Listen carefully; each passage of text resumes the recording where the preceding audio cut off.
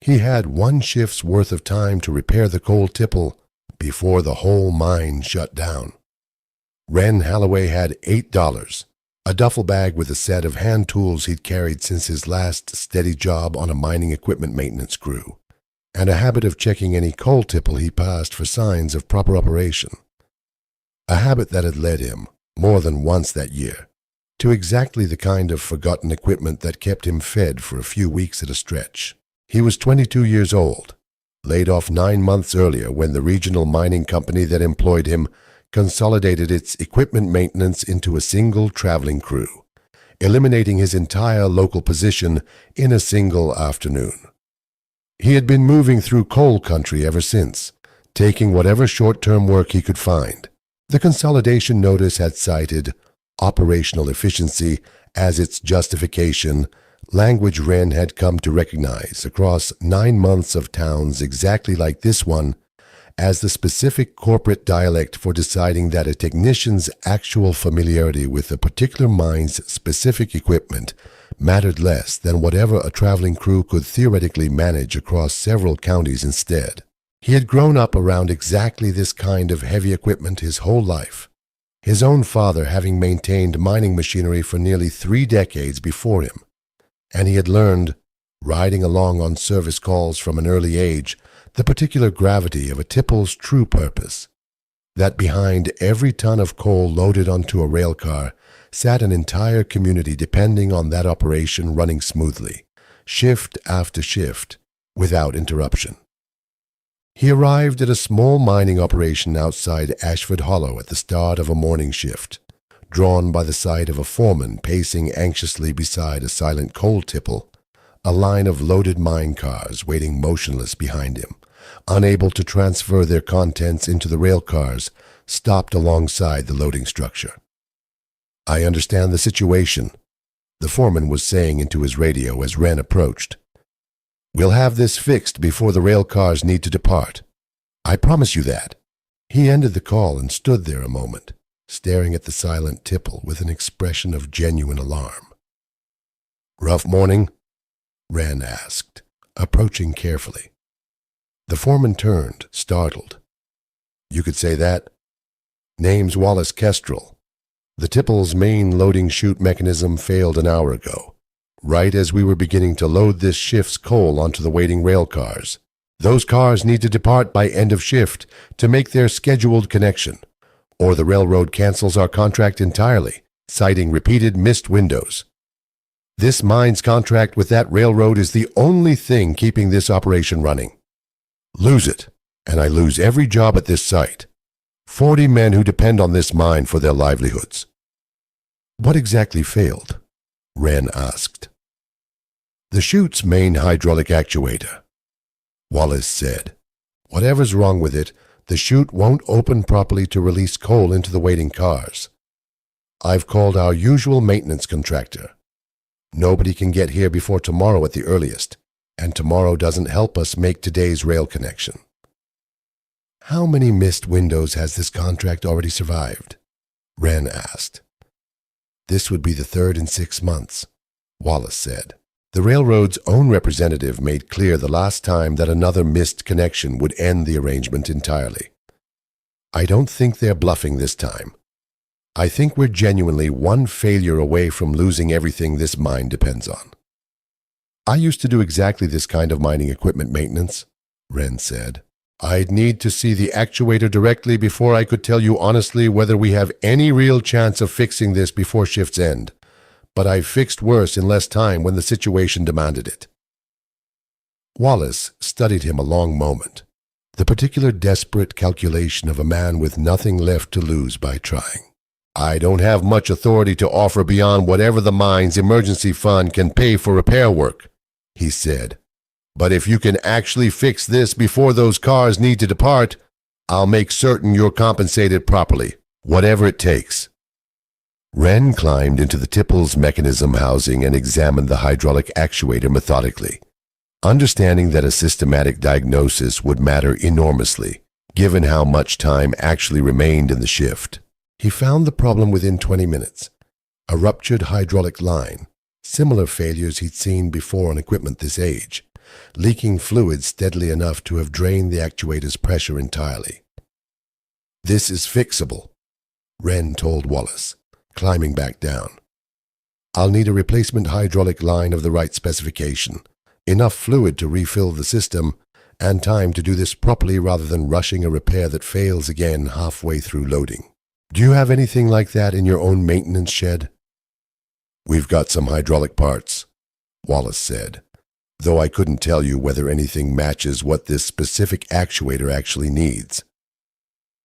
They searched the shed together and found a hydraulic line close enough to the correct specification that Wren determined he could adapt it with careful modification to the fitting ends. "This will work, but it's not going to be instant," Wren said, examining the line carefully. "I'll need to fabricate proper fittings, and I'll want to test the system thoroughly before trusting it to actually move coal reliably.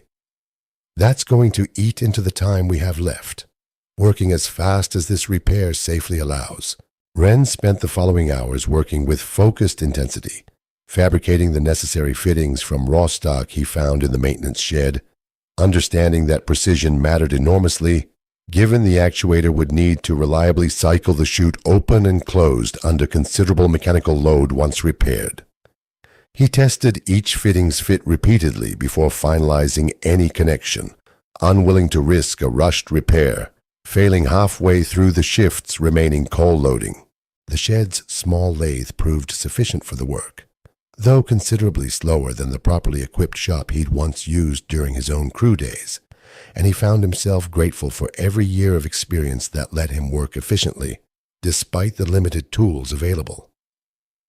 Wallace hovered nearby through most of the morning, alternating between offering whatever assistance he could provide and checking his own watch anxiously as the shift's remaining hours continued their steady advance. Several miners gathered nearby as well, once word spread through the site, understanding exactly what the contract's loss would mean for every job at the operation.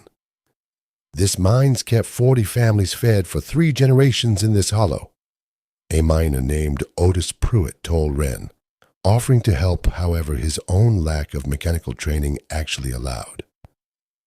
"I don't much care what a maintenance contractor's schedule says about availability tomorrow. I care about my own kids eating this week." "How long have you worked this mine?" Wren asked, accepting the offer of help holding tools steady. 22 years, Otis said. "My own father before me and his father before that. I don't know what this hollow becomes if this operation finally closes. I don't much care to find out if I can help prevent it."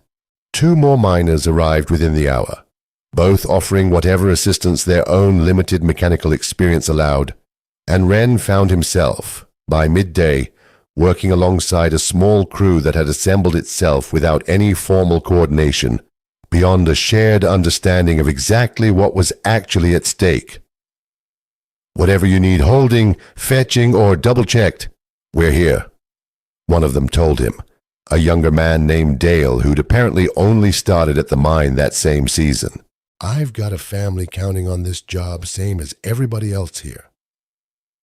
By midday, Wren had the replacement line fabricated and installed, and began the careful process of refilling the hydraulic system and testing the actuator's full range of motion, cycling the chute open and closed repeatedly to verify the repair held under genuine operating conditions, rather than simply appearing functional during a light test.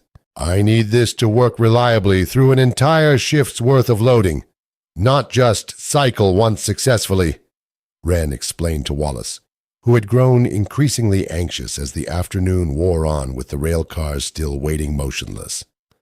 "A chute that fails again halfway through loading costs you considerably more than simply missing today's connection." By early afternoon, with the actuator cycling smoothly through repeated test runs under full mechanical load, Wren finally trusted the repair completely, rather than merely hoping it would hold through the remaining coal loading.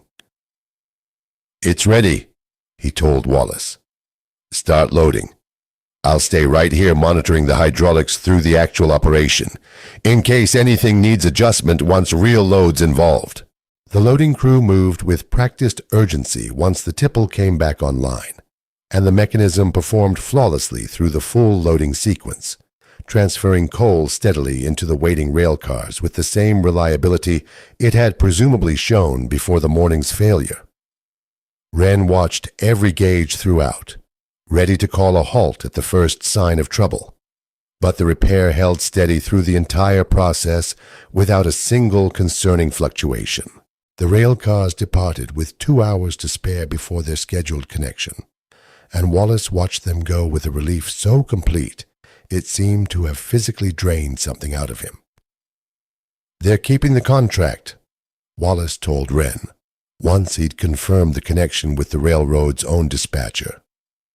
40 jobs, and this mine just avoided losing everything over a single hydraulic line's failure. "I don't know how to properly thank you for what you just did for this hollow." "I think this hollow's own miners deserve considerable credit too," Wren said. "They showed up to help without being asked, the moment they understood what was actually at stake."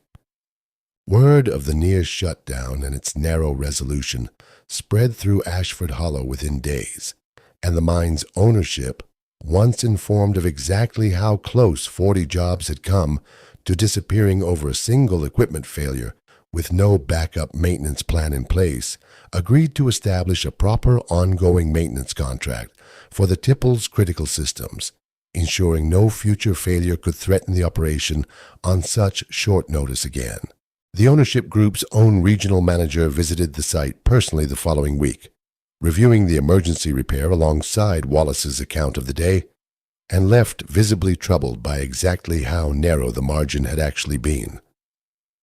3 missed windows in 6 months, and no dedicated maintenance plan for the single piece of equipment this entire operation depends on, the manager said, examining the repaired actuator with evident discomfort at the company's own oversight.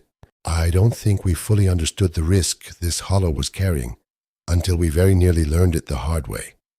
Wren stayed on at the mine through that winter and the ones that followed, formally hired to serve as the Tipple's dedicated maintenance technician, a position that gave him steady work and the particular satisfaction of preventing future crises rather than merely reacting to them after the fact. He established a proper preventive maintenance schedule that first season, checking hydraulic lines and other critical components on a regular rotation rather than waiting for a failure to reveal a problem that could have been caught weeks earlier. 40 families kept their livelihoods because you happened to be walking through this hollow on exactly the wrong morning," Wallace told Wren, some months later, watching the Tipple cycle smoothly through another shift's worth of loading. "I don't think I'll ever stop being grateful for that particular coincidence, however unlikely it seemed at the time." Wren wrote to his own father that winter, describing the Tipple and the single shift's deadline and the whole strange sequence of events that had led a routine equipment check to become, in the end, exactly the kind of steady purpose he'd feared he might never find again after the consolidation ended his own maintenance career. His father's reply came a few weeks later, brief but proud in the particular way Wren remembered him always being.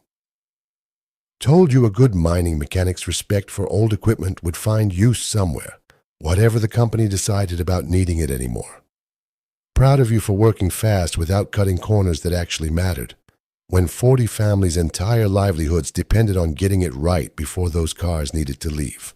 Wren thought, some evenings that winter, about the 9 months of towns and consolidation notices that had led him to a silent coal tipple on an ordinary morning shift, and understood, watching the operation continue smoothly through shift after shift that followed, that he had found, at the end of that unsettled stretch, exactly the kind of purpose he'd feared he might never find again.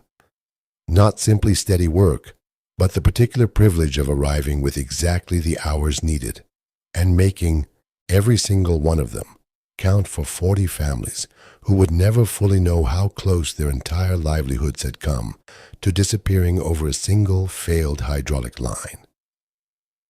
He kept a small photograph from that afternoon, taken by Otis's own phone showing the rail cars departing safely down the line, A private reminder of exactly what 40 men showing up together had helped protect on a morning that had begun like any other before. It very nearly became something considerably worse. So here's the question worth sitting with tonight. How many entire communities' worth of livelihood depend on a single piece of aging equipment? One failure away from a contract's cancellation that could cost an entire mining town its future. And what does it take? One shift's worth of hours, a foreman willing to explain honestly what was actually at stake, a stranger who understood exactly which repair actually mattered, for 40 jobs to survive one impossible deadline. If this story stayed with you, subscribe to Salvage Line for more and tell us in the comments where in the world you're watching from tonight.